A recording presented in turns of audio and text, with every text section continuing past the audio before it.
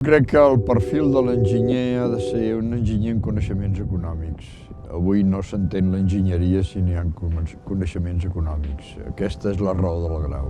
El que volem és que els alumnes entenguin què fan els directius de les empreses quan treballen a les empreses. Això és l'important. És a dir, no es tracta que hi hagi una relació d'alumnes amb empreses i que aquestes expliquin els seus objectius empresarials, sinó que els alumnes entenguin com els enginyers i les persones que treballen a les empreses ho fan. Aquest és l'objectiu.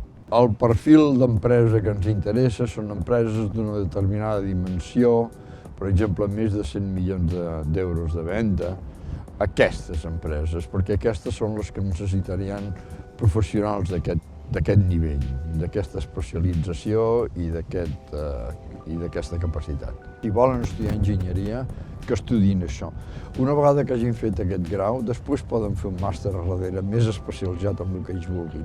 Però com a punt de partida, com a base de formació dels alumnes, jo crec que aquest és un grau excel·lent i la prova és que els millors alumnes venen. Aquí teniu gent amb imaginació, amb intel·ligència, amb ganes de progressar i amb projecte vital, no?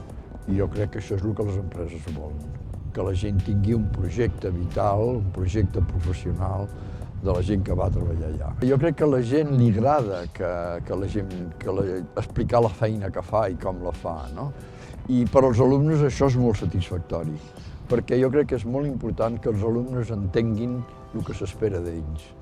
I si vols que funcioni la relació empresa-alumne, has de fer en l'alumne entendre el que l'empresa espera d'ell i intentar que hi doni resposta. Aquesta és la qüestió fonamental. I moltes vegades la pregunta no es fa i la resposta no hi és.